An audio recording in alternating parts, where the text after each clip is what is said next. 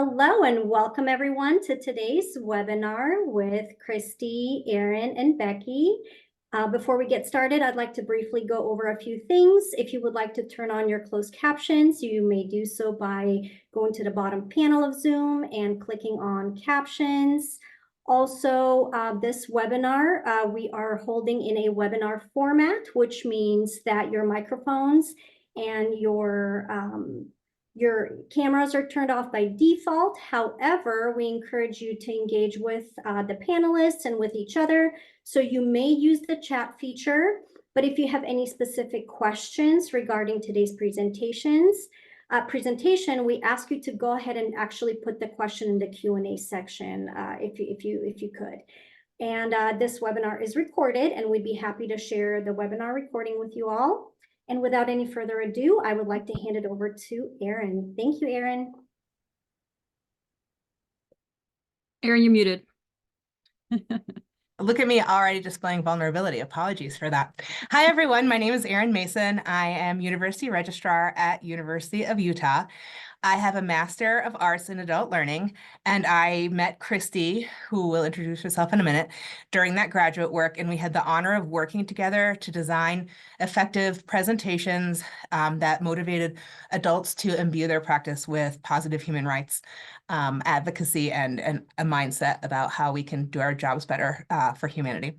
I'll turn it over to Christy. Yeah, hi everyone. Thanks so much for joining us today and taking time out of your busy schedules to sit in on our presentation today. So as Erin mentioned, we went to school together at the University of Connecticut. I did my PhD in adult learning. And so in general, I'm just really interested in learning experiences, how to make them better and more meaningful. And I look at presentations as a form of a learning experience. So I'm hoping that some of the adult learning principles that Erin and I learned in grad school can be applied to presentations, and we'll walk you through some of those today. I think it's also kind of important to think about your why for doing presentations. And for me, presentations are a way to really make sure that you know the subject matter really well. So if there's a topic that you're interested in that you really want to dive into, doing a presentation on it is a surefire way to make sure that you are going to know that content. Because you learn best by teaching others or presenting, right? It's also a really good excuse to stay in touch with your friends, which is one of the reasons that I did this presentation with Erin today. So kind of a selfish motivation, but find your why and find why you are motivated to do presentations. That will keep you going. And I'll share my why. I really wanted to design some content to help adults feel comfortable presenting. We all have to present at some point, whether it's within our office or outside. And as someone who works tirelessly to help develop content and material for the annual meeting and other AACRAO offerings, I want to ensure we have a diverse set of voices and skill sets. And it's hard as a young professional or a professional new to the field to consider presenting. So we're hoping to give you some tips and tricks today that help you feel a little bit more comfortable and confident in what you're doing. So the first thing that we're going to ask you to do today is to take a moment to reflect on a couple of questions. You can answer either one in the chat. The first is, what are some techniques you've seen used in presentations that you found effective? And if you're comfortable, please share some concerns that you have about presenting. So please take a moment to enter a response in the chat as you're comfortable and able, and we appreciate it.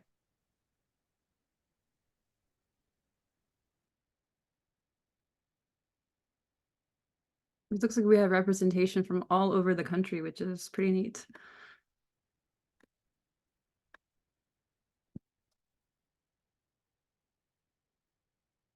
So seeing some comments about polling, making it interactive. Yes, you're right on point. That's going to be a feature of what we talk about today. An overview and agenda, absolutely. Don't read off your slides. Yes, Tyler, we're going to be talking about that a bit and about slide design in general. Telling stories. I think you all could do the presentation for us. You're hitting a lot of the things that we're going to talk about. And so it's good to see that you're coming with some background knowledge that hits on what we're going to be talking about today too. Some concerns are nervousness around the format, it looks like, getting off topic, keeping yourself accountable. I want to stress that I don't even know how many presentations I've given over the course of my life, and I'm always nervous, and I always want to gatekeep myself. But that's not a reason to not do it. I think it's more a reason to discuss and acknowledge the nervousness and normalize it and move through it, right? And recognize that the nervousness can actually impel you to do better. Everyone feels it. The people in the audience when you're presenting also feel for you for sticking your neck out there and doing this. So again, normalizing some of these good practices and acknowledging some of the nervousness around presenting is really important. So thanks for your thoughts. Yeah. Yeah, I would say too, I mean, just to display some of my own vulnerability here, I am not somebody that considers themselves a natural presenter. It was something I really struggled with as an introvert. And so I'm really selective about when I do them. And it gets easier over time. And I think you just have to find the opportunities that are worth the investment, that are worth the payoff. And I think co-presenting is really nice too, because that is a little bit less intimidating than doing it just on your own. So that could be a good entry point. I did a lot of my first presentations with somebody else. And eventually was able to do them on my own, but it was sort of like a scaffolding for me to be able to do that alone. So the question that's going to drive our session today is how can our presentations facilitate learning and connection? And so I really see the purpose of presentations as twofold. You want people to learn something, right? To walk away with something that hopefully they can put into practice that relates to their context. And you also want a chance to connect with people. So, often after the presentation, people will come up to you or maybe in the hallways afterward, right? And now you've got this shared interest, this common topic that is a vehicle for engaging with each other, right? And so it's networking, but it's meaningful networking around something that's really of interest to you. And you might also brainstorm some common problems that you're having or some challenges too. So I think looking at it as a form of connection and really thinking about that social aspect can be another way to sort of get past the fear that you might be feeling. So our outcomes for today are identifying ways to tap into the curiosity of your audience. Adults, when they're curious or interested or relate to the topic, are much more primed to learn. We're going to discuss ways to ensure your presentation is welcoming and inclusive. We'll outline strategies to facilitate learning, and we'll recognize ways to engage your audience. Many of you cited some really awesome ways in the chat, so it's good to see that you're familiar with that. And Becky will join us to review logistics for the annual meeting. What I want you to take from this specific slide is it's almost like a backwards design. You determine what you want to present on and you determine your learning outcomes, and then you work backwards to just design the content. And as you're designing the content, you also can think through what you want people to walk away with. Do you want them to walk away with some networking and a sense of belongingness? In that case, perhaps you'll do pair share or small group work. Do you want them to walk away knowing how to apply the material? In that case, problem solving and case study methodology might be really good. And so as you're thinking about today, we want to think in addition to the content, the delivery modes and methods that we can use to make ourselves most successful. All right, so we're going to outline a framework for our presentation today, and this might be a framework that you're interested in adopting for your own presentations. And so I know I always find it really helpful to work within a structure or an outline, and this kind of outline ensures that I hit some of the important parts of the presentation. So the first part is activate, and this is really just warming up the audience, getting them to engage with the content right off the bat. Second part is really the bulk of your presentation, which is delivering the content and doing that in an effective way. And so we'll go over some strategies for doing that. The third part is engaging. So having other opportunities for people to apply the information that you're giving them to their context. And you might do this simultaneously as you're delivering content, or you might do it at the end, right? Kind of depends on the format of your session and what timing makes the most sense. And then one thing that I think a lot of presenters forget to do is the wrap up, right? So you've given a lot of information and it's helpful for people to kind of step back and see it in a larger perspective and be able to differentiate like what were the key ideas versus like some of the details that might not be as important to remember. And then leaving people with some ideas for how they can extend their learning. So what are some follow-up steps or resources that they could turn to after the session? Ideally, people are going to leave energized and motivated, and you want to be able to capitalize on that enthusiasm and give them some suggested next steps. So we'll be following this framework today and trying to practice what we preach here. So let's get into the activation. So there's a few different ways we're going to go over as to how to warm up or activate your audience. The first one is priming, and this is a term that comes from learning sciences and psychology. And I'll talk a little bit more in a minute about what that means. But also setting expectations, as some of you said in the chat, like giving people a roadmap, an agenda, so people know what to expect. And then also creating a welcoming and inclusive environment, right? So how do you do that? And that's really important because it's a social and emotional sort of situation too, right? Any learning situation is. And so people are going to be more receptive and able to integrate information better when they feel relaxed and when they're not feeling really anxious or stressed. And so we'll talk about some ways to do that in your sessions. All right, so let's get into priming. This is probably going to be one of the more technical parts of this presentation, but try to make it really practical for you. So priming is basically just preconditioning the mind for what's to come. And I put the hook picture here because we're all sort of, I think, familiar with the idea of the hook and getting the audience engaged right off the bat. So there's some different techniques that you could use to do this, and I've listed them some in this table. This is by no means a comprehensive list, but a common strategy would be to open with a thought-provoking question that really gets people thinking, or a data point. So in the example that I have here, I'm imagining that I'm doing a presentation on the role of stress in learning. And so I might open with a question like, how could it be that stress is beneficial for learning? And that question is probably violating some of the connotations we have with stress as being a negative thing. So I'm hoping that that question gets people to go, huh, I don't know, I wonder, right? And so using that curiosity as a springboard for them to pay attention throughout the rest of the presentation. We're really fighting against short attention spans, people being distracted, especially nowadays. So you want to find a way to really get that curiosity ignited early on. You can also do this with a data point. So the example I have here is, stress at the time of learning results in a 12% increase in memory formation. Now, I completely fabricated this, so don't quote me on it. But you get the idea, right? If you have some really great statistic or a piece of research that's kind of surprising, or that might make people wonder about why that's the case, then that would be a great thing to open with as well. You can also use stories or cases that are relevant to your content to open up. And that is really helpful because it contextualizes what could be kind of abstract information, right? And we're really wired to learn and take in information and make narratives. And so you can use that to your advantage in the presentation situation. So an example I have here is that if I'm, again, talking about stress and learning, I might tell a little anecdote about, two siblings. They are in competition with each other, two sisters. They're both going to take the LSAT. One's super confident, really relaxed. She's like, I got this. The other sister is nervous, biting her nails, basically me before test situation. And then I might ask the audience, so who do you think did better on this test?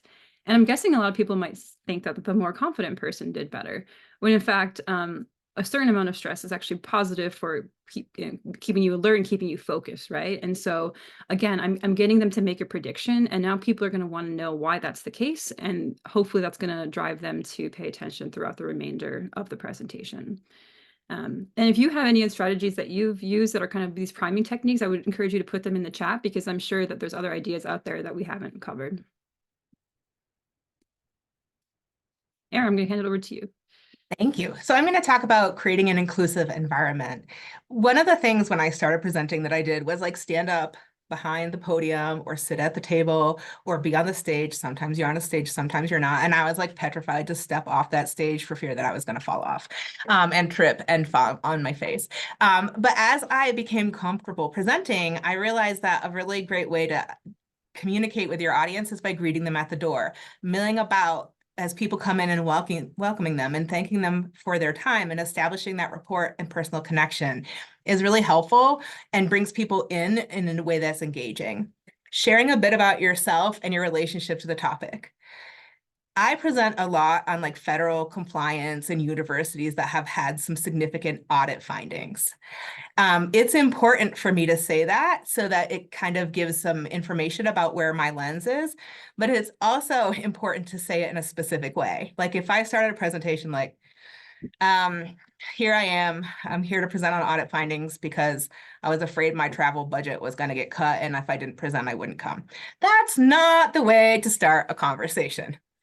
If I approach it from the perspective of I've had a lot of experience over my years to date that has enabled me to really appreciate the purpose of audit and compliance and be more forward thinking in my role, and I want to share it, there's a more positive framing of it.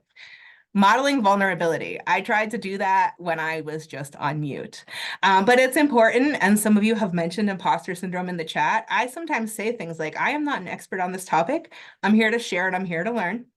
I'll give you my perspective. Different institutions weigh risk and look at compliance differently, and we're all on a spectrum. And I'm just so thankful that you chose to spend your time here, because it shows that I am vulnerable and human. And one of the things you can get caught up as a first-time presenter in is like, you are expected to be the expert in the stage on the stage. You're not.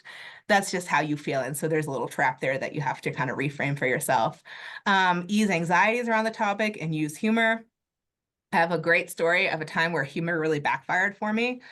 I was actually presenting in Austin on imposter syndrome with two co-presenters, and I wanted to make the point that imposter syndrome, unlike IBS, was not a syndrome. And that IBS stroke was no go. It fell so flat and I was so embarrassed. And I looked at the audience and they were terrified. And I felt, oh my gosh, how am I gonna bring this back? And I looked at my co-presenters and I said, these two told me not to mention IBS, so don't hold them accountable in the session evaluation. And everyone just started laughing and we got the train back on the track. So being careful and using humor is really important. And if it falls flat, acknowledge it. It shows vulnerability, it shows humanity, it's okay. But I want to share that anecdote to just caution you about like IBS jokes, which may be fine offline with the friends that I was co-presenting, but not in a national stage, but also to show that even when humor falls flat, people can appreciate how you kind of bring it back as well.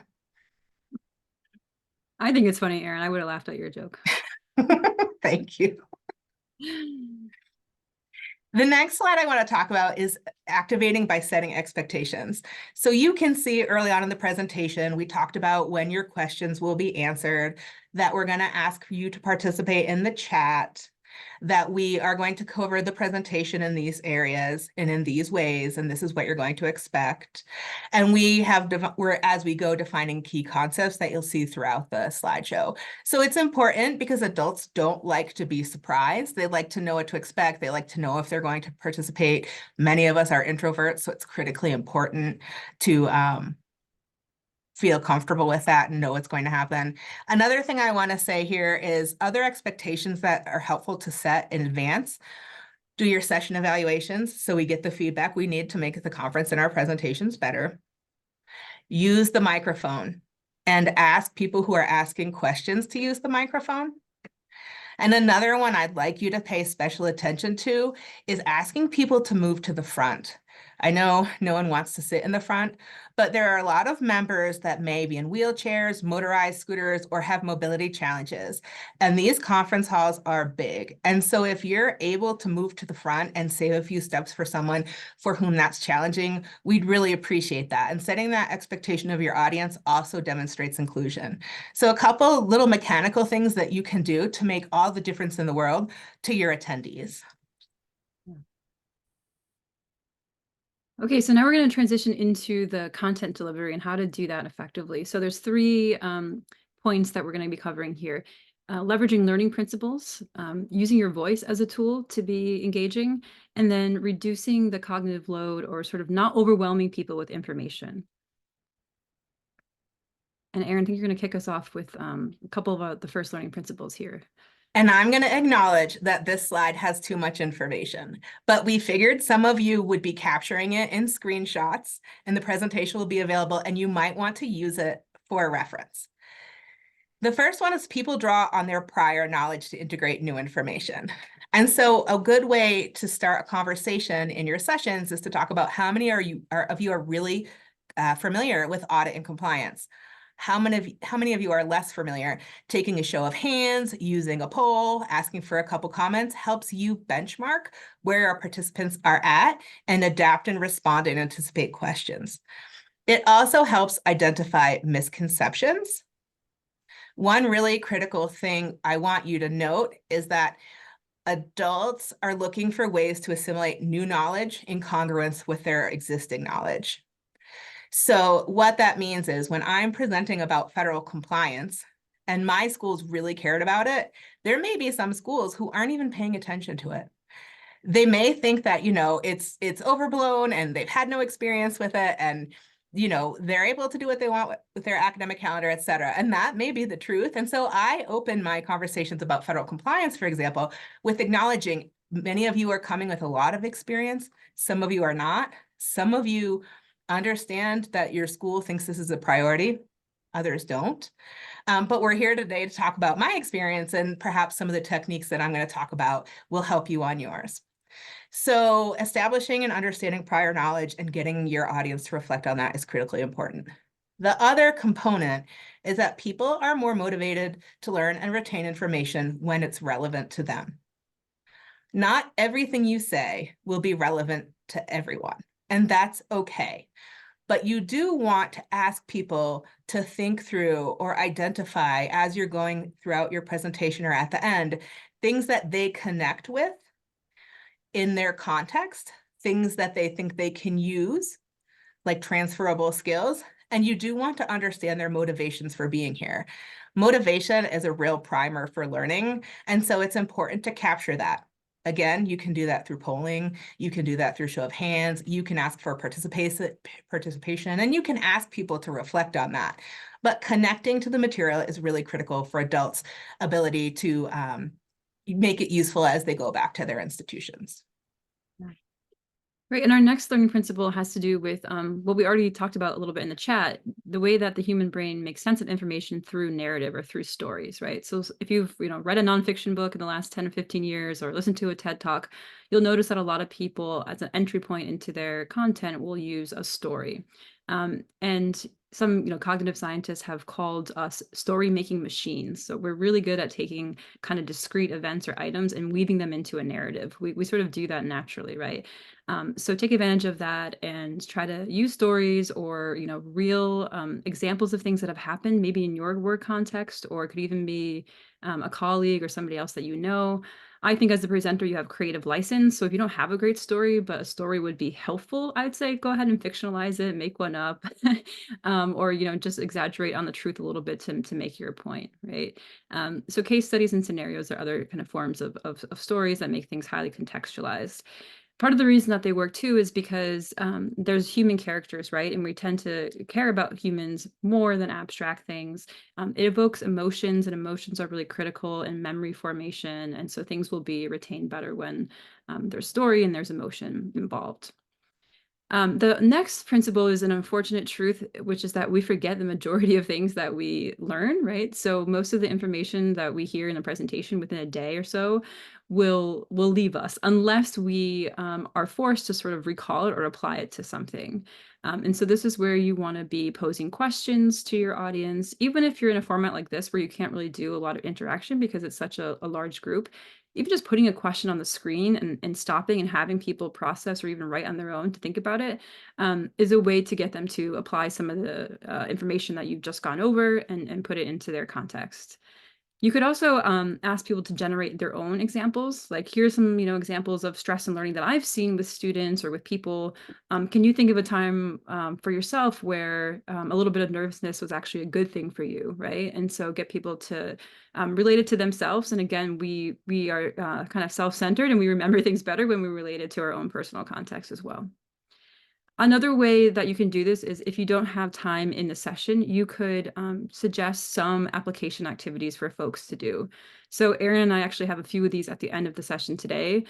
We're going to recommend some things like go through your presentation and see where you can replace some of your text with a visual, right? And we'll explain why you might want to do that. But that's a concrete action that you can go and do after the session to kind of build on what you learned in the session today and apply it. Okay, and so we're gonna move into the next one, which is leveraging your voice. So this isn't talked about quite as much, but it's really powerful. And it's something that can be kind of hard to talk about with folks. So I work with faculty, and oftentimes they don't realize that their tone is coming off in a condescending way that's really putting their students on edge and making their students feel as if they're turning against them. And you really want the audience to feel like you're on their side, that you have their best interests in mind. And you can do that through your voice, right? And through your tone that you're using with folks.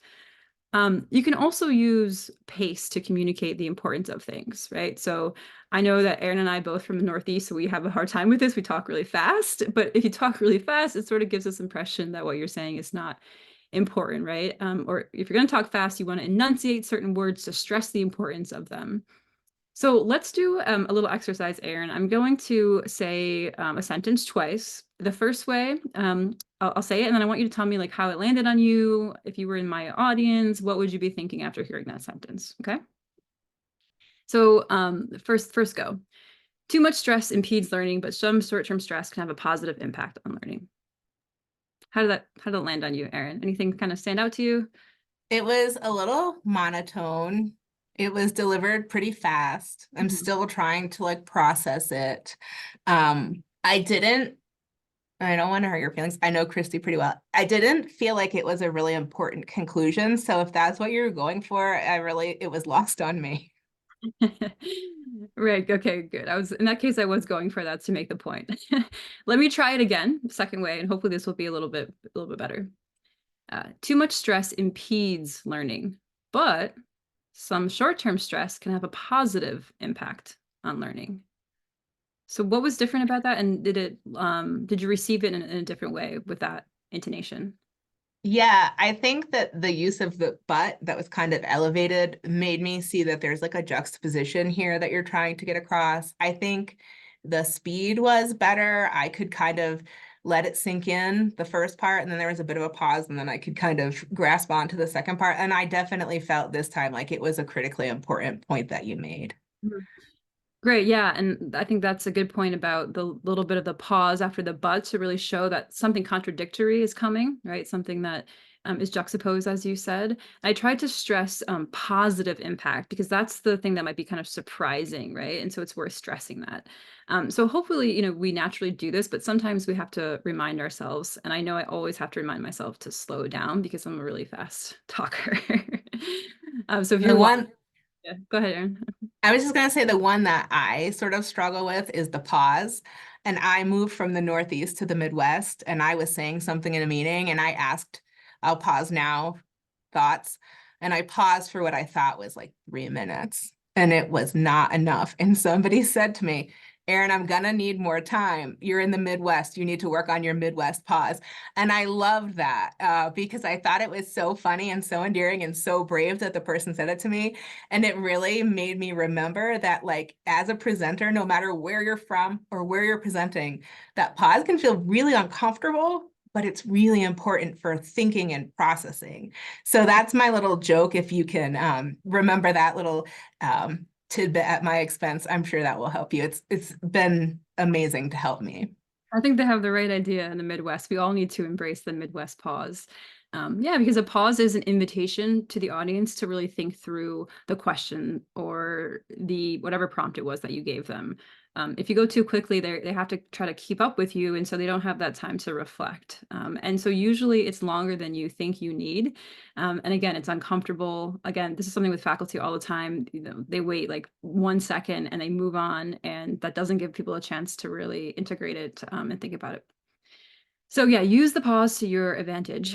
And the other thing is upticking your enthusiasm. So there's a very real documented effect of emotional contagion, right? So if you're in an environment where people are enthusiastic and passionate, you're going to feel more enthusiastic and passionate.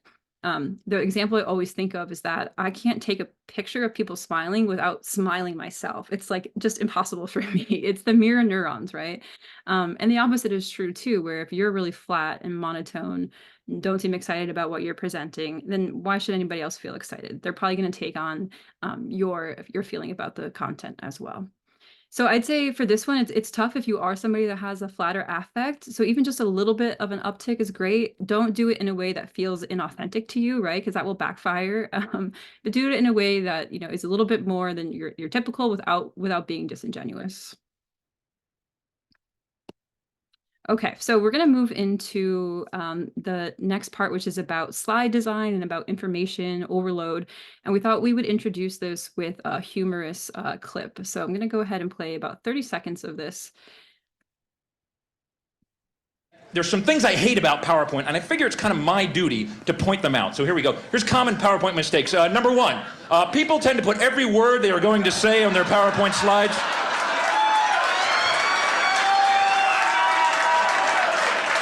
Although this eliminates the need to memorize your talk, ultimately this makes your slides crowded, wordy, and boring. You will lose your audience's attention before you even reach the bottom of your first slide.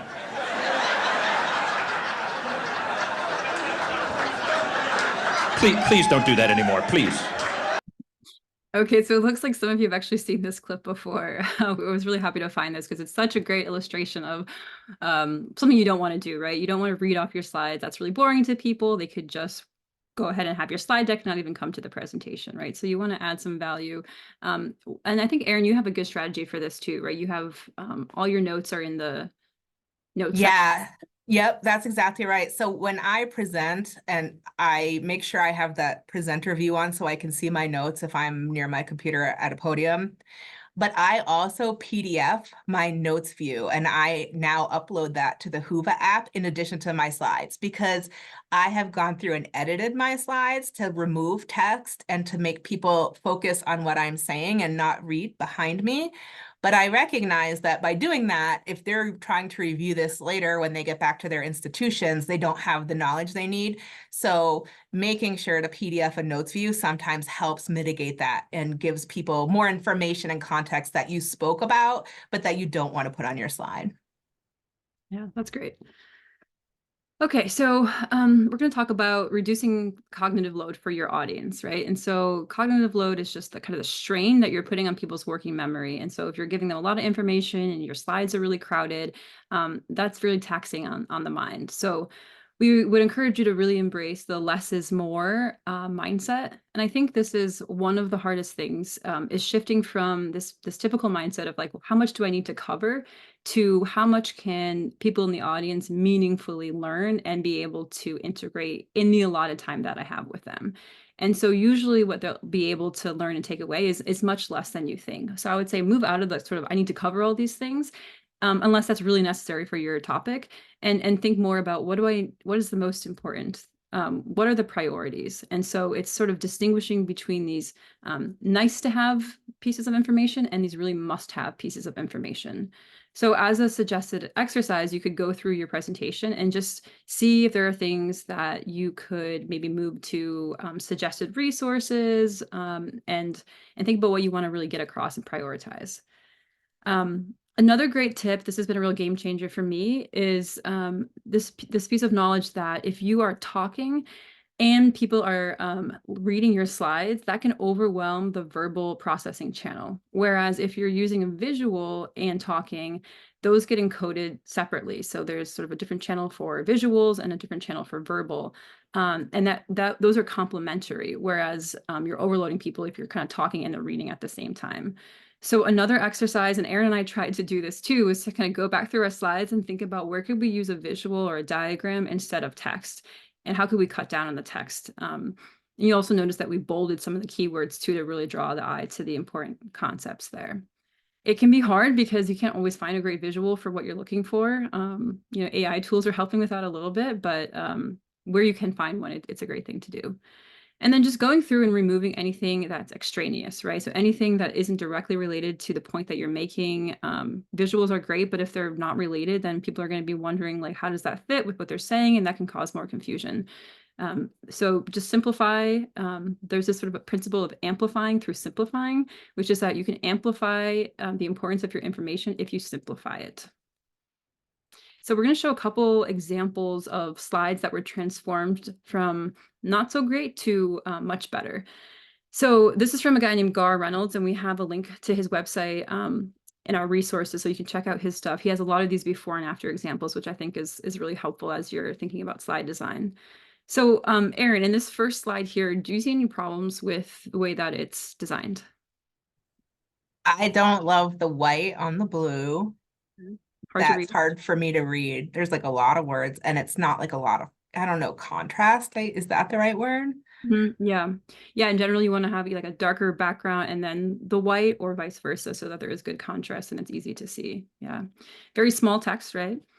All right, so let's see the after. So this is getting a point across about how rice consumption in Japan has declined from 1962 to 2016. And now we have a visual representation of that with these rice bowls. So 1962, you see that the average person ate 5.4, and now it's 2.5. And like, it just hits you immediately, right? You don't even really have to process it. It's just, it's coming in visually and it's making the point very well. So again, hard to maybe do this and takes more time to kind of create these visuals and you know, it's not always possible to do this, but when you can, it's such a fantastic tip and really helpful for processing information. And I am excited about some of the AI uses for creating visuals instead of potentially worrying about copyright these days. I think this is getting easier to do as tools are evolving. You definitely want to check your work, though. I just had a faculty member share that a student used an AI picture, and there was like 8 fingers, like very big sausage fingers that didn't look realistic at all. The rest of the picture was beautiful. You would have thought it was like a stock photo. So yeah, that's still not there yet, but getting better. So now you've given your presentation and you really want to do 3 kind of things to wrap up. As we've mentioned several times, it is important to recap key points. You will have discussed probably a lot in the course of 50 or 60 minutes. Your audience can only take in so much. And so it's really helpful if you talk about what the key points and takeaways were that you were attempting to get across and focus on those, because it helps adults consolidate their learning and kind of relate to the material a little bit better. Elicit audience takeaways. Again, this is related to practicing retrieval, committing it to memory, connecting it to value and relevance. And these kind of activities really help with transfer of knowledge and training. And so one thing we know we don't want is we don't want our audience to go home and have learned nothing and found nothing applicable to their home institution's situation and to their professional or personal lives. However, it's often incumbent upon the person who's receiving the information to evaluate and to determine what's important. So making sure you're eliciting those key takeaways helps. It also helps you refine the presentation if you think you're going to present on this again, to see, did it land in the way you thought it would for some people? And then the so what, now what? Making meaning is really important for adults. Now that you know this, how can this help you? What are you going to do? How do you think you can apply it? Do you think you need to learn more about this? Contextualizing that this isn't the last time to interact with the material, but it's an opportunity to learn and apply is really important. And getting people to figure out how to do that for themselves is invaluable. Okay, so at this point, we would love to hear from you what kind of a strategy or idea resonated with you that you might put into practice. So this is us trying to get you to do a little bit of an application activity. So you've heard a lot from us so far. What is something that you think that you could act on and implement? So I'm going to have you think for a minute, and then after a minute is up, I will say go, and everybody can put that in the chat. So everything will appear at the same time. So I will go ahead and start my timer now. And then when I say go, you can hit enter.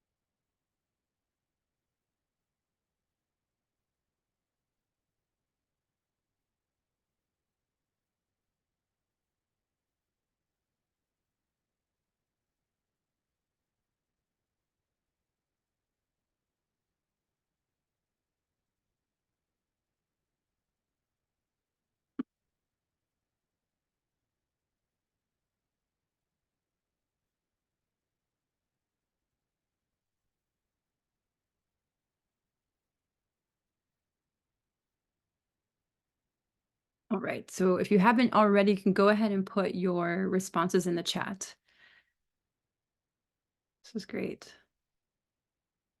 This is also a really great way to get feedback from your audience about what's resonating with them. I find that sometimes what I think will be the most useful piece of information isn't, and something else is. So this is sort of some immediate formative feedback that you can take from your audience. I think it's also important to note that you don't have to do all of these at once. If you're new to presenting, just pick one strategy or 2 that you want to employ.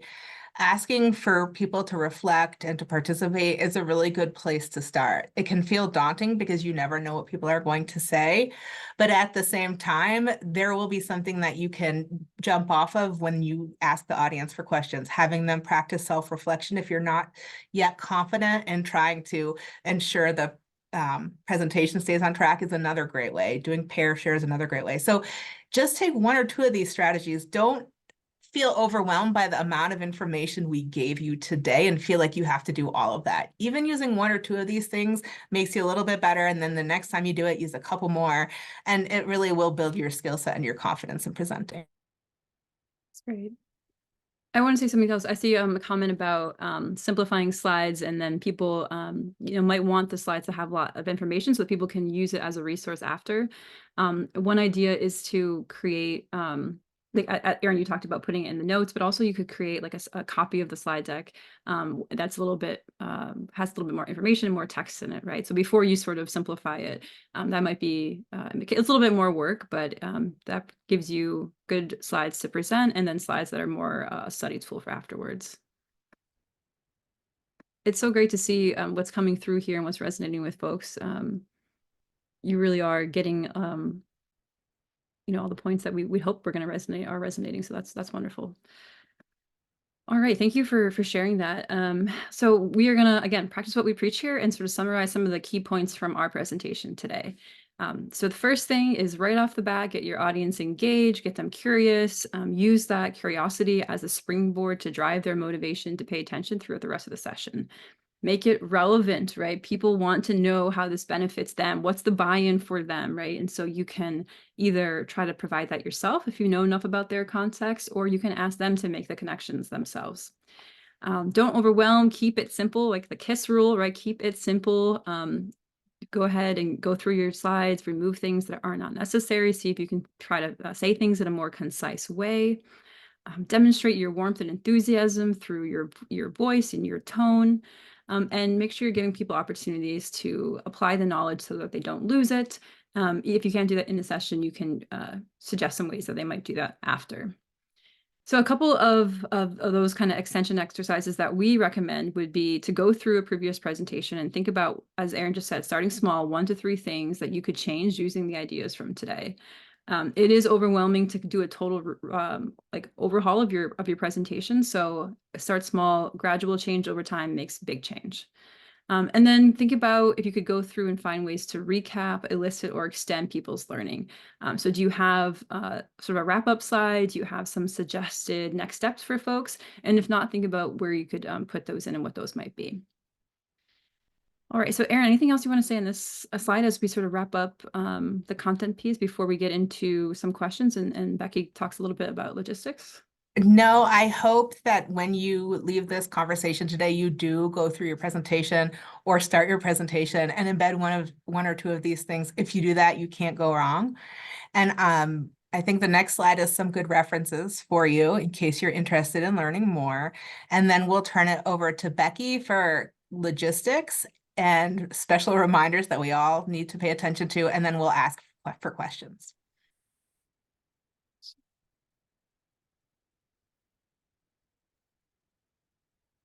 Okay, so we will be providing these slides, or at least those links. Is that right, Erin? And I'm going to go ahead and put the excellent link in the chat now. Yeah. Okay, great.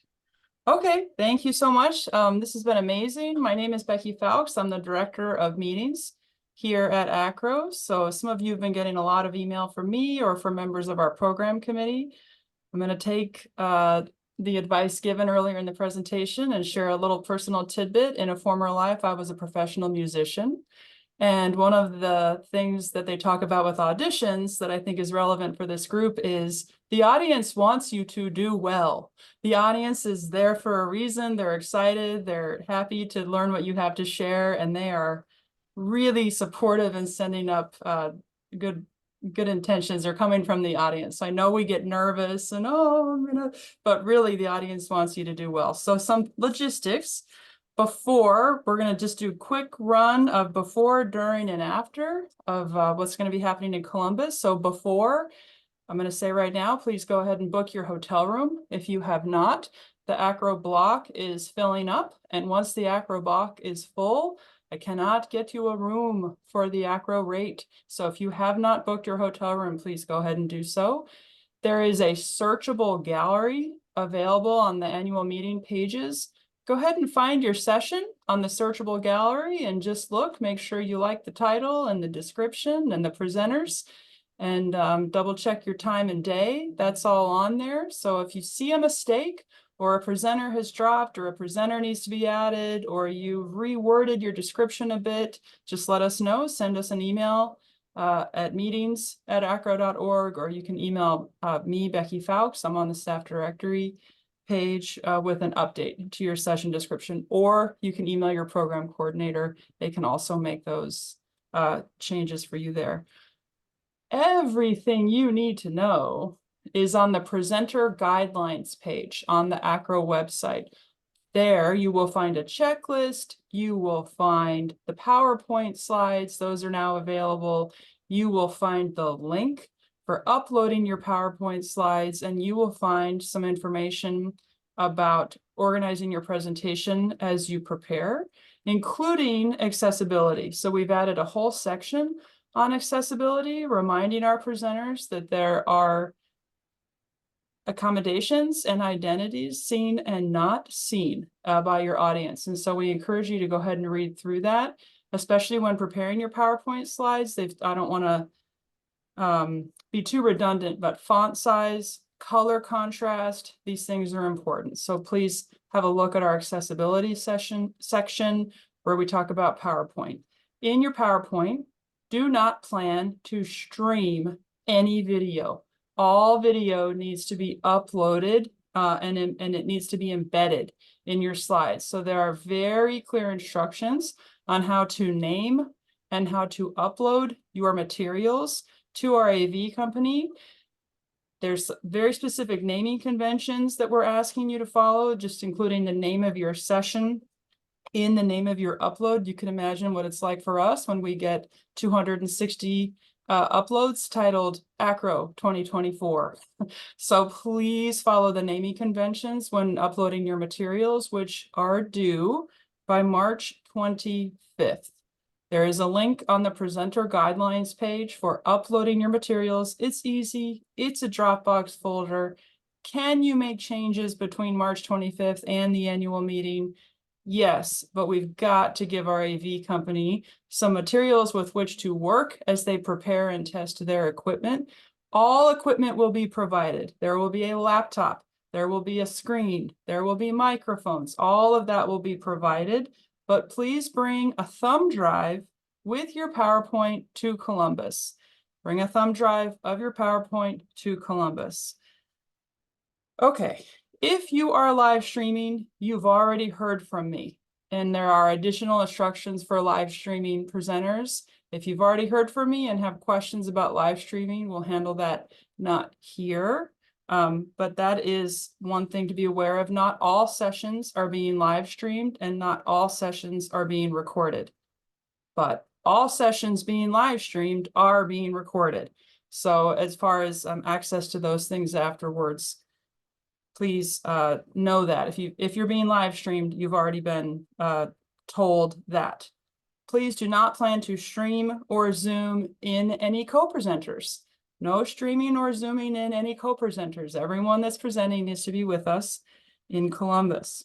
So that's the before.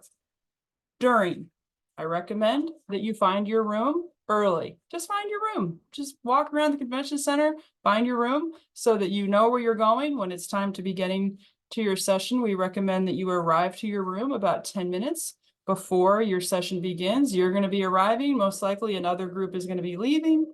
Hustle in, connect with the AV tech. Everything should be preloaded onto the laptop that's provided.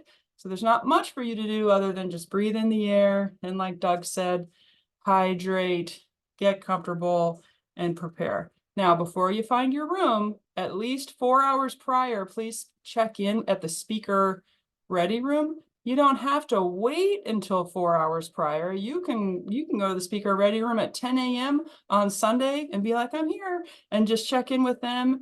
What's the point of going to speaker ready? It's not an attendance. It's not roll call. It's a chance for you to see the equipment in a practice space that you're going to have when you're in the real space. What does the laptop look like? How are your slides going to look on the equipment that's provided. You can play with a clicker. If you have any changes, you can do that there in the speaker ready room. If you have questions for the tech, that gives us some time to talk to them and make sure that we're good for supporting you there on site. Again, bring that PowerPoint on a thumb drive just in case. Like I said, in your room, you'll have a laptop and a clicker. You'll have a projection screen or a monitor, and you will have microphones. There was a little bit of chatter about microphones in the chat before this. So accessibility is very, very important. You think you are louder than you are. And no, not everyone can hear you. Even if there's only 8 people in the room, even if it's the smallest room that we have, everyone can hear me, right? No. So we are really emphasizing, please use the microphone. In fact, we are providing handheld microphones for presenters. So you can move and you can do some, Price is Right, handheld microphone, move the room, but keep yourself amplified, please, at all times, including for Q&A. So when we get to question and answer, we are also providing handheld microphones for Q&A. We are working to assign moderators in every room, mostly volunteers, to go around and just help with getting the microphone to those asking questions. So we ask that you as presenter take a breath and wait for the person asking the question to get a microphone before you answer. And if you get an Ever Beaver that just shouts out their question, go ahead and say, can you hold that question until you have a microphone, please? And have them ask it again. So that's the people that need amplification of sound. We get tremendous appreciation from the people after the meeting that express that they are very grateful for the efforts we take for amplification of sound. Surveys are going to be done in Whova.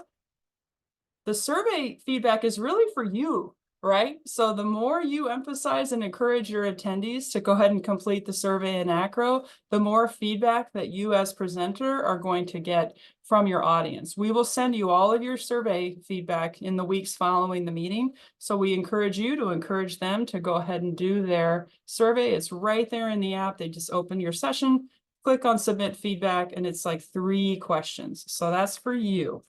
So that's during. Find your room, check in at speaker ready, use the microphones, and encourage people to do a survey. And Erin did mention seating. We will have the last row of every session room. The chairs will be spaced a little bit further apart, and we'll have some open area for scooter and wheelchair. That is not the standing room only section. That is the scooter and wheelchair section. So please invite people to move forward so that we can leave room for everyone who wants to attend this session. Okay. After your session is completed, your slides will be uploaded to your session as a PDF, unless you tell us not to. If there's something proprietary or if there's a different version that you would like to use, then we will upload the version that you would like uploaded to your session. It's a manual process, one at a time.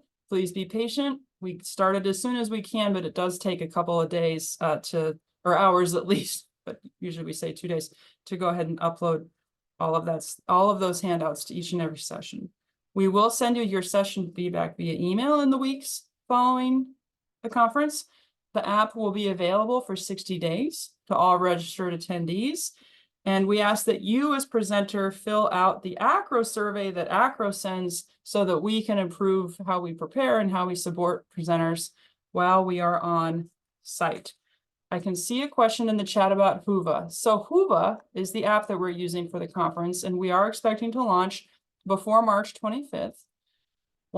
When the app launches, there will be emails and things that you'll see coming from AACRAO.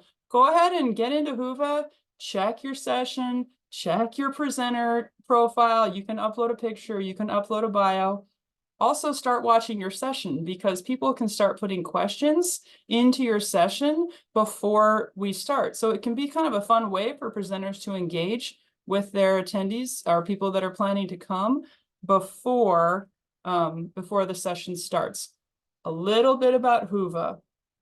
We have found you're going to see that 180 people have added your session to their schedule, and you're going to be like, oh my God, I need a bigger room. Anecdotally, we have found that actual headcount attendance is 1/3 to half of what has been added to the schedule. So that's just one thing to know, that the added to schedule is not the head count that we're expecting once we're on site. But it's a fun thing to watch, and it could be encouraging to see that people are interested in your topic. That's the AACRAO logistics update. I know we wanted some questions for our real presenters here. So I am done. I'm going to go ahead and finish and go back on mute, but I'm happy to answer anything I see.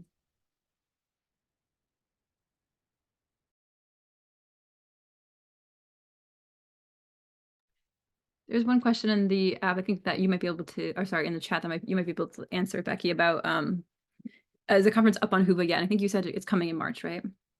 Yeah. March 25th, by March 25th.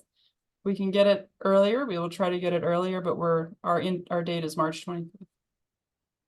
Great. One thing that may happen, I will say, I'm looking at Aaron's face and having a flashback to last year. If your session is packed and high interest, there is a chance that the program committee member may ask if you're willing to present again. That sometimes does happen, like where there was super high interest. So if you're open and flexible and able to present again, and we have an empty room because someone wasn't able to come last minute or whatever, we do that sometimes, kind of late ads, but I can't guarantee it for every session that has standing room only, but we do try to run double features for surprise high interest, and especially if we have some empty rooms. So you may get a shoulder tap if you're able to present twice.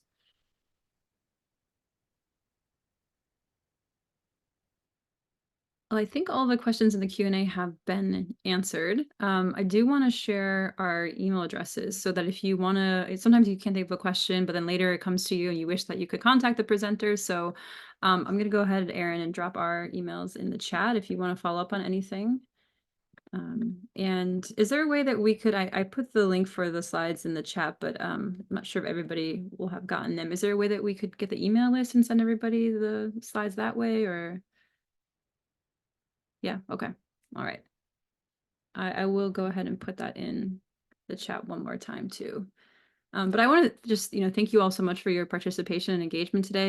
I gotta say, this webinar chat is the most collegial Zoom chat that I've ever seen, the most sort of helpful crowd, everybody encouraging each other, especially those of you who are going to be first-time presenters. I hope that you're feeling more confident today. And to imposter syndrome, it's I think if you think that you have to be the expert, you get that imposter syndrome more. But if you look at it as like you're going to be in there with people and engaging and learning together, that takes a little bit of the pressure off. So I would just try a little bit of a reframing like that.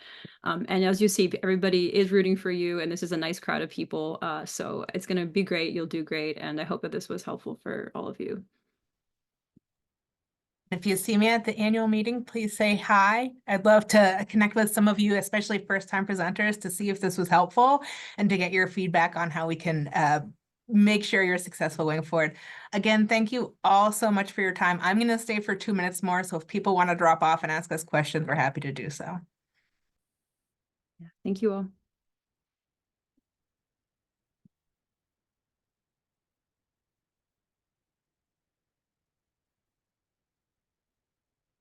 Good job, you guys.